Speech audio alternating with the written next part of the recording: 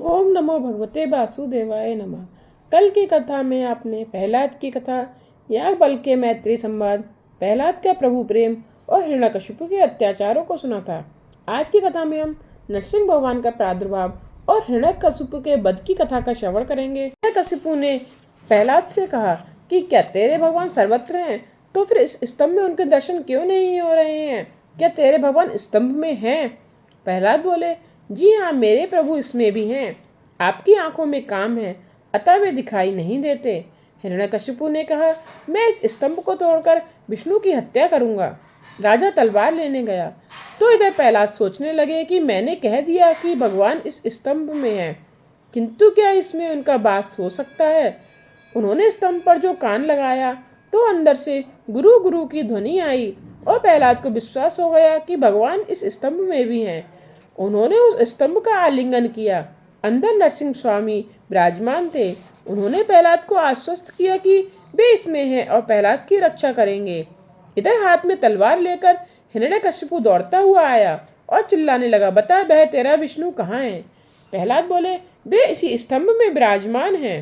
हिरण्यकशिपु ने क्रोधावेश में उस स्तंभ पर तलवार का प्रहार किया।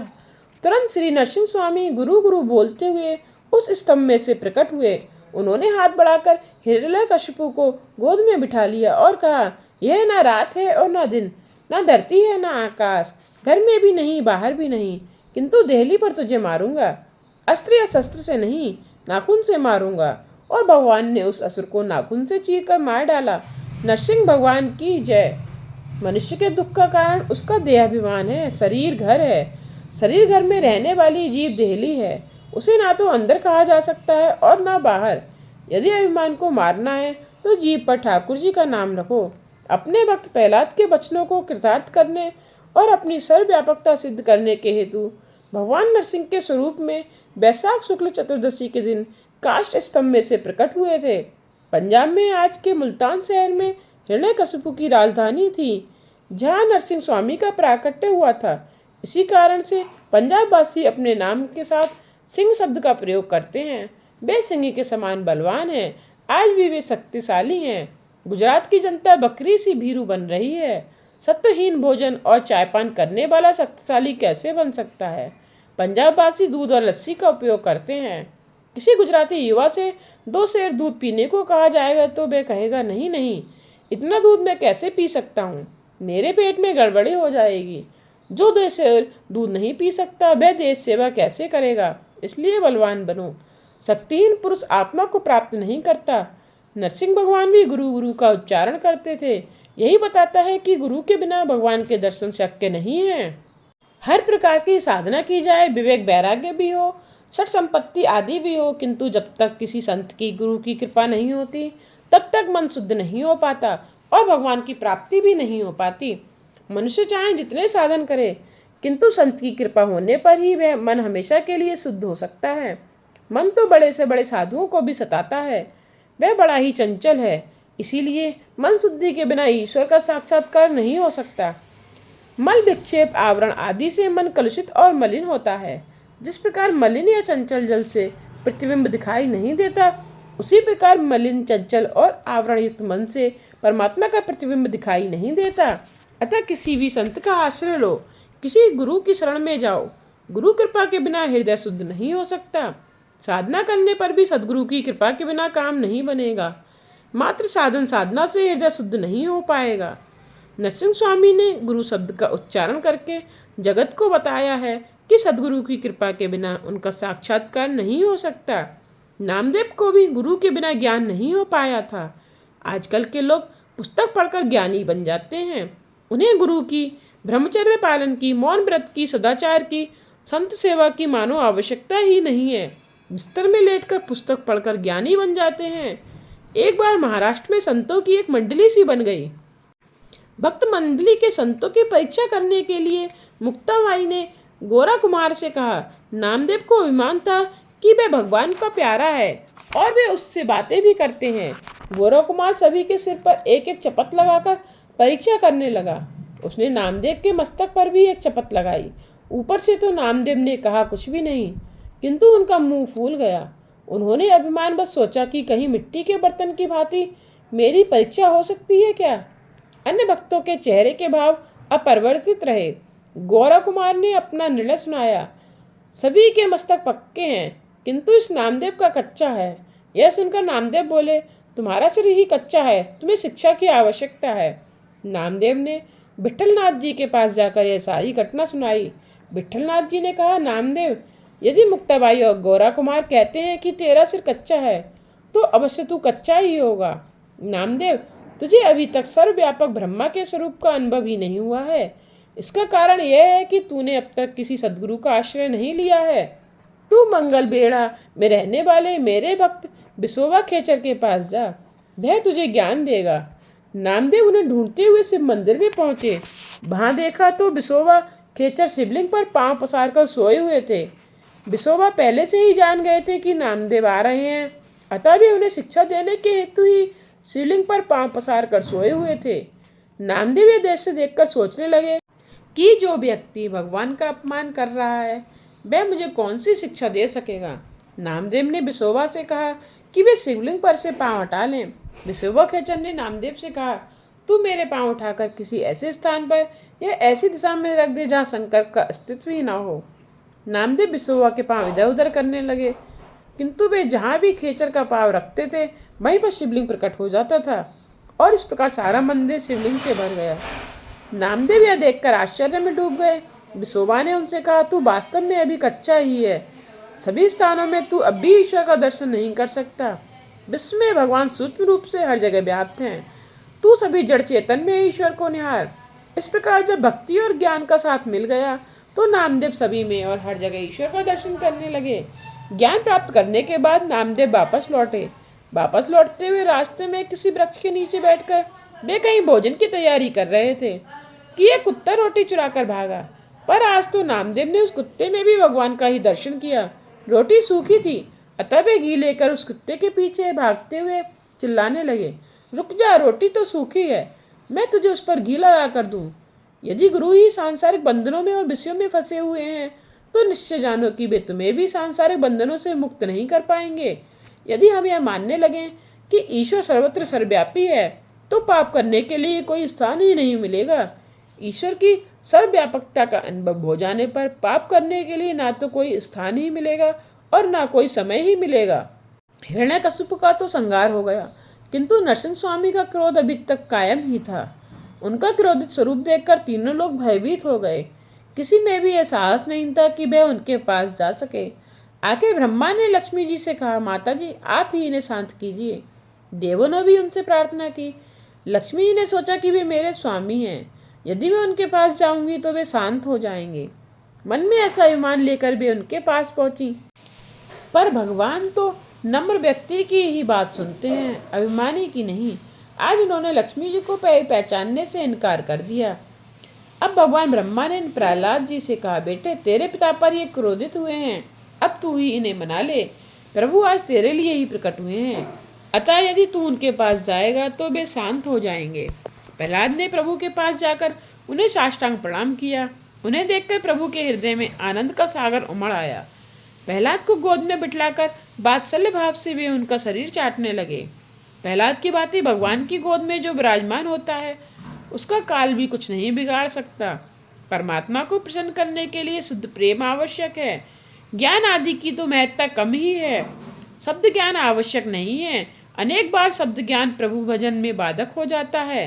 अन्य की क्षति ढकने के लिए ज्ञानी बनाया जाता है, क्षति खोलकर रखने के लिए नहीं। प्रेम भक्ति के बिना ज्ञान निरर्थक है। हिरण्यकशिपु जैसों के लिए भगवान भयंकर और क्रूर हैं, किंतु प्रहलाद जैसों के लिए तो वे कमल के समान कोमल हैं। विष्णु सहस्त्र नाम में भी भगवान को भयरूप और भयकारक के साथ भयनाशी भी बताया गया है। भगवान दुष्टों के लिए भयरूप और भयकारक हैं, जबकि भक्तों के लिए वे भय का हरण करने वाले हैं। नरसिंह स्वामी ने प्रहलाद से कहा, तेरे पिता ने तुझे बहुत सताया, मुझे प्रकट होने में जो विलम्ब लगा उसके लिए क्षमा मांगता हूँ। प्रहलाद की भक्ति की दिव्यता तो देखिए कि आज भगवान भी उनसे क्षमा मांग रहे हैं। जिस प्रकार गौ माता अपने बछड़े को चाटती हैं, उसी भांति नरसिंह स्वामी प्रहलाद को चाटने लगे और धीरे धीरे उनका क्रोध कम होने लगा। प्रहलाद सत्वगुण है, हिरण्यकशिपु तमोगुण है। सत्वगुण और तमोगुण का यह युद्ध है। इसमें भगवान प्रहलाद का सत्वगुण का पक्ष लेते हैं। शुद्ध सत्वगुण के आगे तमोगुण का नाश अवश्य ही होता है। प्रहलाद जी के वचन की सार्थकता और अपनी सर्वव्यापकता की सिद्धि के हेतु नरसिंह स्वामी स्तंभ में से प्रकट हुए थे। सभी जानते हैं कि ईश्वर सर्वव्यापक है, किंतु इस बात का अनुभव बहुत कम व्यक्तियों को ही होता है। यदि ईश्वर की सर्वव्यापकता का अनुभव सभी करें तो घर ही वैकुंठ बन जाए, घर में कोई झगड़ा ही न होने पाए, उस घर से पाप का नाम ही मिट जाए। सर्वव्यापक का अर्थ है सभी में बसे हुए, सभी में समाये हुए। दूध में माखन दिखता नहीं है, फिर भी उसके अणु परमाणु में वह समाया हुआ है। इसी प्रकार ईश्वर भी जगत के सभी स्थूल सूक्ष्म पदार्थों में बसे हुए हैं, उनका अभाव कहीं भी नहीं है। ईश्वर तो अणु से भी अणु और महान है, उनका कहीं भी अभाव नहीं है, अतः वे सर्वव्यापी हैं। जो ईश्वर को सर्वत्र विराजमान समझता है उसके जीवन में दिव्यता आती है। सब में ईश्वर को निहारो, प्रथम मातृ देवो भवा, फिर पितृदेवो भवा और अंत में परस्पर देवो भवा। ईश्वर का पारस्परिक दर्शन करो। लोग एक दूसरे से मिलने पर राम राम कहते हैं, इसका अर्थ यही है कि मुझ में और तुझ में राम निहित है। प्रत्येक जड़ चेतन पदार्थ में ईश्वर का दर्शन करोगे तो पाप तुम्हारे पास नहीं फटक सकेगा। विवाह करके आने पर वधू की लक्ष्मी भाव से पूजा की जाती है। वर नारायण है और वधू लक्ष्मी। यदि लोग यह सोचे कि हमारे घर में साक्षात लक्ष्मी नारायण पधारे हैं तो घर भी वैकुंठ बन जाए। सब में ईश्वर का अनुभव करने में लाभ ही लाभ है। ऐसा अनुभव करने से मन विकार वासना से रहित हो जाएगा। ईश्वर कोई ऐसी वस्तु तो है नहीं कि जो एक ही स्थान में रह सके। वे तो सर्वव्यापी हैं और सर्वत्र हैं। ईश्वर की सर्वव्यापकता को केवल जानने मात्र से विशेष लाभ नहीं होगा, उसका अनुभव भी करना चाहिए और उसे व्यवहार में लाना चाहिए। भगवान को केवल चंदन पुष्प आदि का अर्पण करना ही भक्ति नहीं है, सभी में भगवत भाव रखना ही सच्ची भक्ति है। किसी मूर्ति में जो भगवान तुम्हें दिखते हैं वे सर्वत्र व्यापक हैं। ईश्वर की सर्वव्यापकता का अनुभव जो करता है या कर सकता है उसी का जीवन धन्य है। ऐसा अनुभव करने वाला कभी पाप नहीं कर सकता। तुम निश्चय करो कि तुम प्रत्येक व्यवहार को भक्तिमय बनाओगे। शुद्ध व्यवहार ही भक्ति है। जिसके व्यवहार में दम्भ है, अभिमान है, उसका व्यवहार अशुद्ध है। जिसका व्यवहार शुद्ध नहीं है वह भक्ति का आनंद पा ही नहीं सकता। ईश्वर की सर्वव्यापकता के अनुभव के बिना व्यवहार शुद्धि नहीं हो सकती। हमेशा यही सोचो कि हमारा प्रत्येक व्यवहार और प्रवृत्ति ठाकुर जी देखते हैं। कोई भी व्यवहार ऐसा ना होना चाहिए जिसमें कोई उपदेश ना हो। व्यवसाय कारोबार कोई अपराध नहीं है। सेना भगत नाई का धंधा करते थे। एक दिन उन्होंने सोचा कि मैं लोगों के सिर से तो मैल का बोझ उतारता हूँ, किंतु अपनी ही बुद्धि की मलिनता मैं अभी तक दूर नहीं कर सका हूँ। कई महापुरुषों ने अपने व्यवसाय में से ज्ञान पाया है। महाभारत में ऐसे कई दृष्टांत हैं कि जिनमें यह बताया गया है कि महाज्ञानी ब्राह्मण भी वैश्यादि के घर सत्संग के हेतु जाते थे। जब महाज्ञानी जाजली ऋषि को अपने ज्ञान पर अभिमान हुआ तो उन्होंने आकाशवाणी सुनी कि तुम तुलाधार वैश्य से जाकर मिलो। ऋषि वहाँ गए। बातों ही बातों में उन्हें ज्ञात हुआ कि वे भी ज्ञानी हैं। तो उन्होंने तुलाधार से पूछा कि उन्होंने ऐसा ज्ञान कहाँ से पाया है। तुलाधार ने कहा, वैसे तो मेरे माता पिता ब्राह्मण हैं, फिर भी बहुत कुछ ज्ञान मुझे अपने व्यवसाय से ही मिला है।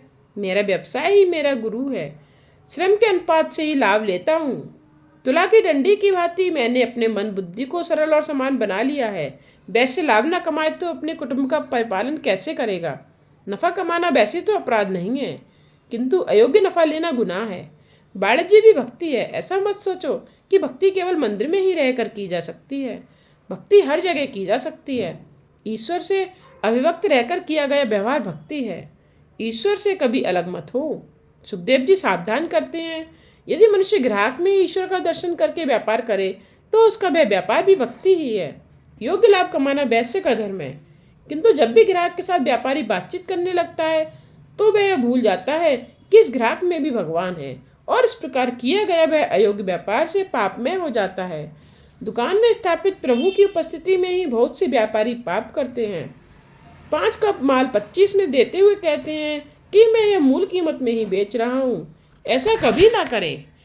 भगवान कथा मन को सावधान करने के लिए है। अनुभव करो कि प्रभु सर्वव्यापी है, सर्वत्र है। मैं जो कुछ बोलता हूँ उसे भगवान सुनते हैं, और मैं जो कुछ देखता हूँ उसे भगवान भी देखते हैं। मनुष्य का शारीरिक पाप तो समाज भी देख सकता है, किंतु उसका मानसिक पाप केवल परमात्मा ही देख सकता है। मानसिक पाप ही सबसे बुरा है। बिल्कुल पाप न करना बड़ा पुण्य है। नरसिंह भगवान आकाश में नहीं, स्तंभ में से प्रकट हुए थे। मात्र चेतन में ही नहीं, जड़ में भी ईश्वर का दर्शन करो। ईश्वर जड़ और चेतन दोनों में है। लौकिक दृष्टि से पृथ्वी जड़ है, किंतु इसमें भी ईश्वर की भावना करनी चाहिए। एक महात्मा के दो शिष्य थे, वे दोनों पढ़े लिखे थे, कथाकार भी थे। जब महात्मा की मृत्यु निकट आई तो उनकी गद्दी के लिए उन दोनों शिष्यों के बीच झगड़ा शुरू हो गया। महात्मा भी सोचने लगे कि बारिश किसे बनाया जाए। आखिर उन्होंने 2 फल मंगवाकर दोनों को एक एक देते हुए कहा कि इस फल को किसी ऐसे स्थान पर जाकर खाना जहाँ तुम्हें देखने वाला कोई भी ना हो। वे दोनों फल लेकर चले जाए। एक शिष्य ने सोचा कि मैं कमरा बंद करके खा लूं, क्योंकि वहां मुझे कौन देखने वाला है, तो उसने कमरा बंद करके खा लिया। दूसरा शिष्य सारा दिन फल लेकर इधर उधर घूमता रहा, किंतु उसे तो एक भी स्थान ऐसा नहीं मिला जहाँ कोई ना हो। वह जहाँ भी गया वहीं पर उसे परमात्मा की उपस्थिति का अनुभव हुआ। वेदों में भी कहा गया है कि प्रभु सर्वत्र हैं, विश्वतोमुखी हैं। इस प्रकार दूसरे शिष्य ने ज्ञान केवल पाया ही नहीं था, अपितु उसने वह ज्ञान आत्मसात भी किया था। पहला शिष्य मात्र कथा करता था, वह ईश्वर के व्यापक स्वरूप को समझ ही नहीं पाया था। गुरुजी ने उस दूसरे शिष्य को अपना वारिस बनाया। कथा कहना आसान है, किंतु ईश्वर सर्वत्र है ऐसा समझकर व्यवहार करना कठिन है। प्रहलाद ऐसे निष्ठावान थे कि वे सभी में ईश्वर को निहारते थे। अनेक में एक का दर्शन करना भी भक्ति है। जो सभी में उसी तत्व को देखे वही ज्ञानी है। ज्ञानी एक में अनेक का लय करता है। तुम भी उसी तरह एक में अनेक का लय करो, यह वेदांत की प्रक्रिया है। अनेक में एक को देखो, वैष्णव एक में अनेक को देखते हैं। शाब्दिक भिन्नता हो सकती है, किंतु ज्ञान मार्ग और भक्ति मार्ग में वैसे कोई भिन्नता नहीं है। हनुमान जी ने सीता जी को राम की मुद्रिका दी, तो उन्होंने उसमें भी राम के दर्शन किए। एक परमात्मा ही सत्य है जो अनेकों में बसे हुए हैं। अनेक में एक को देखना भक्ति है, एक में अनेक को देखना ज्ञान है। शरीर होते हुए भी यदि उसमें प्राण आत्मा का अभाव हो तो उस शरीर की कीमत ही क्या। ज्ञानी बाहर रूप रंग को नहीं देखते, किंतु बाह्य रूप रंग की सुंदरता के कारणभूत ईश्वर का ही चिंतन करते हैं। भगवान शंकराचार्य ने दुख से कहा था कि लोग मांस की मीमांसा तो करते हैं, किंतु आत्मा की मीमांसा कोई नहीं करता। एक गृहस्थ का स्वभाव था कि वह साधु संत को भोजन कराए बिना स्वयं भोजन नहीं करता था। एक बार कोई महात्मा वहां घूमते फिरते आए। उस गृहस्थ ने उनकी पूजा करके उन्हें भोजन करने बिठलाया। घर में दूध नहीं था। उसने नौकर से कहा, दौड़कर दूध ले आ। नौकर गया, पर तुरंत ही लौटकर उसने सेठ से पूछा, काली गाय का लाऊं या सफ़ेद गाय का। तो उन्होंने उत्तर दिया, जरूरत दूध की है, चाहे गाय कैसी भी हो, पर महात्मा भोजन पूरा करें उससे पहले ही ले आना। नौकर दौड़ा, फिर लौटकर पूछने लगा, बूढ़ी गाय का लाऊं या जवान गाय का। सेठ क्रोधित होकर मारने लगा। महात्मा ने सेठ से क्रोध का कारण पूछा।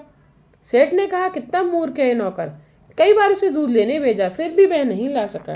महात्मा ने कहा, जो परमात्मा इस सेवक में है वही तुम्हारे शरीर में भी है। हमें शरीर की नहीं, शरीर में बसे हुए परमात्मा की आवश्यकता है। तुम दोनों में एक ही प्रभु का वास है, उसे मत मारो। सभी में एक ही ईश्वर का वास है। प्रत्येक स्त्री पुरुष में, प्रत्येक जड़ चेतन स्थावर संगम वस्तु में उसी प्रभु का दर्शन करो। जगत में मूर्ख कोई नहीं है, ईश्वर के भी सभी अंश हैं।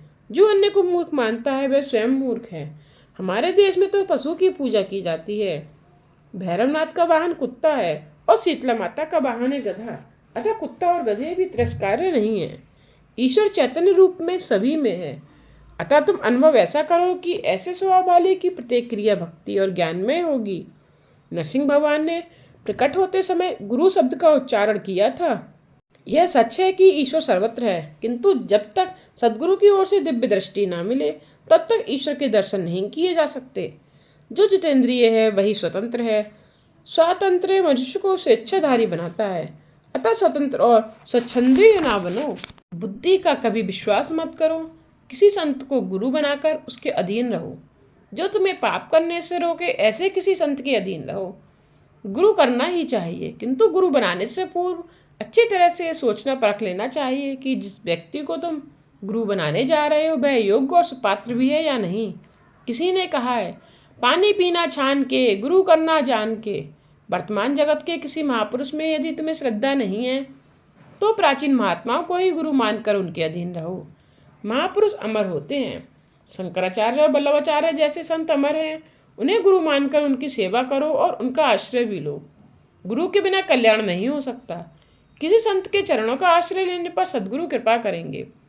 यदि वे संत कृपा करेंगे तो तुम्हारी मानसिक वासना और विकारों का नाश होगा। मन बुद्धि की वासना संत सेवा के बिना दूर नहीं होती। मन पर सत्संग सेवा का अंकुश रखो। बुद्धि को किसी संत के चरणों में लगा दो। तब तक बुद्धि परमात्मा से विवाहित ना हो जाए, तब तक उसे संत के अधीन ही रखो। सद्गुरु की कृपा के बिना हर किसी में ईश्वर के दर्शन नहीं हो सकेंगे। जगत में वैसे तो कई संत हैं, किंतु उन सभी पर हमारे कल्याण का उत्तरदायित्व नहीं है। हम जिसे गुरु बनाएं वही संत हमारे कल्याणार्थ उत्तरदायी है। शीघ्रता से बिना सोचे समझे किसी का गुरु बनना भी अच्छा नहीं है। गुरु बनने से शिष्य के पापों का उत्तरदायित्व गुरु के नाम पर आ जाता है। शिष्य के पापों का न्याय करके के समय गुरु को भी वहां बुलाया जाता है और उनसे पूछा जाता है कि उन्होंने शिष्यों को पाप करने से रोका क्यों नहीं, उन्हें सन्मार्ग पर क्यों नहीं ले जाया गया। तब शिष्य के साथ साथ गुरु को भी दंडित होना पड़ता है। मंत्रमाला और मूर्ति तथा गुरु बार बार बदलना ठीक नहीं है। अपनी माला किसी और को मत दो। नरसिंह स्वामी का प्राकट्य स्तंभ में से हुआ था। तुम ही सोचो कि वे स्तंभ में कैसे रह पाए होंगे। स्तंभ तो ठोस था, पोला नहीं। ठाकुर जी अंदर कैसे रहे होंगे। ठाकुर जी तो उक्त स्तंभ में सूक्ष्म रूप में बसे हुए थे, पर प्रहलाद जी की भक्ति से आकर्षित होकर उन्होंने स्थूल रूप धारण किया था। प्रहलाद का प्रेम इतना शक्तिशाली था कि प्रभु को सूक्ष्म रूप छोड़कर स्थूल रूप धारण करना पड़ा। शिवजी वहां से कहते हैं, अगुण अरूप अलग अज जोई, भगत प्रेम बस सगुन सो होई। जब सभी देव सोच रहे थे कि प्रभु कहाँ मिलेंगे, तो शंकर भगवान ने कहा था, हरि व्यापक सर्वत्र समाना, प्रेम ते प्रकट होई मैं जाना। अतिशय प्रेम के बिना प्रभु अपने स्वरूप का दर्शन नहीं देते। प्रभु के साथ प्रेम करना होगा। सगुन ही अगुन ही नहीं कछु भेदा। प्रहलाद जी की प्रेम भक्ति से आकृष्ट होकर भगवान निराकार से साकार बने। परमात्मा प्रेम के कारण ही साकार रूप धारण करते हैं। परमात्मा निर्गुण भी है और सगुण भी। निर्गुण और सगुण तत्व एक ही हैं। निर्गुण ही सगुण बनता है। प्रभु स्थूल भी हैं और सूक्ष्म भी। वे कोमल भी हैं और कठोर भी। वेदांती मानते हैं कि ये सब धर्म माया के कारण आवासित होते हैं। वैष्णवाचार्य मानते हैं कि विरुद्ध धर्माश्रयी परमात्मा है। जो नरसिंह स्वामी हिरण्यकशिपु के प्रति कठोर हो गए थे, वे प्रहलाद के कारण कोमल हो गए। ज्ञानी पुरुष सभी में भगवत दृष्टि रखते हैं। दृश्य पदार्थ में से दृष्टि को हटाकर दृष्टा में स्थिर करो। दृश्य में से दृष्टि को हटा लो और सब दृष्टा सभी के साक्षी परमात्मा के स्वरूप में दृष्टि स्थिर करो। एक थे महात्मा, उन्हें जो कुछ दिखाई देता था ईश्वरमय दिखाई देता था। उनके निकट आकर एक गृहस्थ ने कहा, मैं ईश्वर के दर्शन करना चाहता हूँ। महात्मा बोले, समझ लो कि तुम ही ईश्वर ही हो। गृहस्थ, मैं विश्वासपूर्वक कहता हूँ कि मैं ईश्वर नहीं हूँ। महात्मा बोले, तुम्हें ईश्वर का दर्शन करना है ना, अतः तुम यदि ईश्वर नहीं हो तो तुम्हारे सिवाय जो भी कुछ दिखाई देता है उसी को ईश्वर मान लो। जगत में जो कुछ भी दृष्टि गोचर होता है उसमें ईश्वर का दर्शन करो, ऐसा ही मानकर सारा व्यवहार करो। गृहस्थ ने वैसा ही किया तो उसका पाप कार्य अपने आप रुक गया, उसका व्यवहार शुद्ध हो गया। एक बार उसी गृहस्थ ने फिर महात्मा से पूछा, सब में ईश्वर है, ऐसा अनुभव करने से शांति तो मिलती है, किंतु कभी कभी ऐसी शंका भी होती है कि यह सब जो दिखाई दे रहा है उसमें ईश्वर नहीं है, तो मैं क्या करूं? महात्मा समझाने लगे, यदि तुझे लगता है जो कुछ दिखता है उसमें ईश्वर नहीं है और तुझे ईश्वर के दर्शन भी करने हैं, तो अब ऐसा कर कि जो कुछ दृश्यमान है उसमें ईश्वर नहीं है, ऐसा मानकर सभी कुछ का मोह छोड़ दे।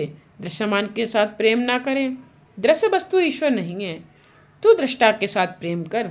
संसार के दृश्यमान पदार्थों के बदले दृश्य के दृष्टा के साथ प्रेम कर। अब जो अदृश्यमान है वह ईश्वर है और ईश्वर दृष्टा है, ऐसा मान। ईश्वर दृश्य नहीं दृष्टा है। वेदांत कहता है कि ईश्वर दृश्य नहीं अपितु सबके दृष्टा है। ईश्वर में दृश्यत्व का आरोप माया के कारण होता है। जो व्यक्ति सर्वदृष्टा में दृष्टि स्थिर करे उसे प्रभु मिलते हैं। महात्मा ने दो मार्ग बताए हैं, जो दृश्यमान है वह ईश्वर है और जो अदृश्य है वह ईश्वर है, ईश्वर दृष्टा है। जो सभी का दृष्टा और सभी का साक्षी है उसे आसानी से कौन जान सकता है। पूर्ण वैरागी के बिना ज्ञान अनुभव नहीं हो सकता। अतः हम साधारण मनुष्य के लिए तो भक्ति मार्ग ही अच्छा है।